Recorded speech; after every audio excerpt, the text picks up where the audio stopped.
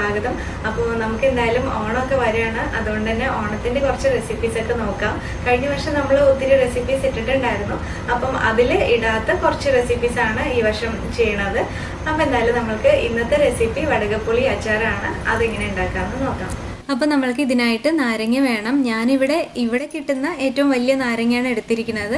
നമ്മൾ വടകപ്പുളി നാരങ്ങയാണെങ്കിൽ ഒരെണ്ണം എടുക്കുക. ഇതുപോലത്തെ ആണെങ്കിൽ ഒരു 3 എണ്ണം എടുത്തിട്ടുണ്ട് ഞാൻ. ഇതെൻ്റെ ഒരു കൈൻ്റെ വലുപ്പമുണ്ട് ഈ ഒരു നാരങ്ങ എന്ന് പറയുന്നത്. അപ്പോൾ ഇനി ഇതിൻ്റെ തൊലിയൊക്കെ നന്നായിട്ട് കളയുക. തൊലി കളഞ്ഞിട്ട് വെക്കുമ്പോൾ അധികം കയ്പുണ്ടാവില്ല. ഇതിനി നമ്മൾക്ക് നന്നായിട്ടൊന്ന് മുറിച്ചെടുക്കാം. ഇതിൻ്റെ കുരുവൊക്കെ കളയണം. നമ്മൾ മുറിക്കുന്ന സമയത്ത് നമ്മൾ കുരു കാണുമല്ലോ, അപ്പോൾ അതൊക്കെ ഒന്ന് എടുത്ത് കളയാം. അതിനുശേഷം ഇതുപോലെ ചെറുതായിട്ടാണ് മുറിച്ചെടുക്കുന്നത്. ഇനി നമ്മൾക്കിതൊരു പാത്രത്തിലോട്ട് മാറ്റാം.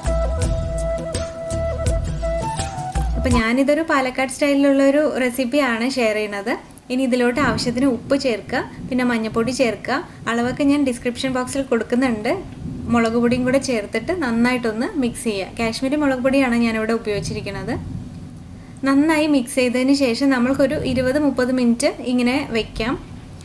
അതിനുശേഷം നമ്മൾക്കൊരു ചട്ടി അടുപ്പത്ത് വെച്ചിട്ട് അതിലോട്ട് നല്ലെണ്ണ ഒഴിക്കുക. പിന്നെ കടുകും അതുപോലെ ഇഞ്ചിയും പച്ചമുളകും കറിവേപ്പിലയും കൂടിയിട്ട് ഇട്ടിട്ട് ഒന്ന് വറുത്തെടുക്കുക. ഇതൊക്കെ നന്നായി മൂത്ത് വരുമ്പോൾ ഇതിലോട്ട് കായത്തിൻ്റെ പൊടിയും അതേപോലെ തന്നെ ഉലുവാപ്പൊടിയും കൂടെ ചേർക്കുക. തീ കുറച്ച് വെച്ചിട്ട് ചേർത്താൽ മതി, ഇല്ലെന്ന് വെച്ചാൽ അത് കരിഞ്ഞു പോയിട്ട് കയ്പ്പ് വരും. അതിനുശേഷം നമ്മൾക്ക് ഈ നാരങ്ങ ചേർക്കുക. പിന്നെ കുറച്ച് വെള്ളം ഒഴിക്കുന്നുണ്ട്. വെള്ളത്തിന് പകരം പുളി ഒഴിക്കുക. വീട്ടിൽ അമ്മയൊക്കെ പുളിയാണ് ഒഴിക്കാറുള്ളത്.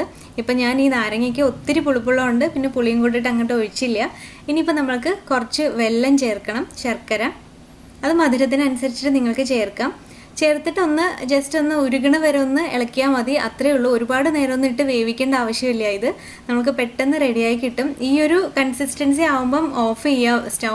എന്താണെന്ന് വെച്ചാൽ തണുക്കുമ്പോഴത്തേക്കും നല്ല കട്ടിയാവും. അതുകൊണ്ട് ഇത് നമ്മുടെ അച്ചാർ കണ്ടോ ഇപ്പം റെഡി ആയിട്ടുണ്ട്. നല്ല ടേസ്റ്റിയാണ് ഇത്. ശരിക്കും പറഞ്ഞാൽ അധികം കയ്പൊന്നും ഉണ്ടാവില്ല.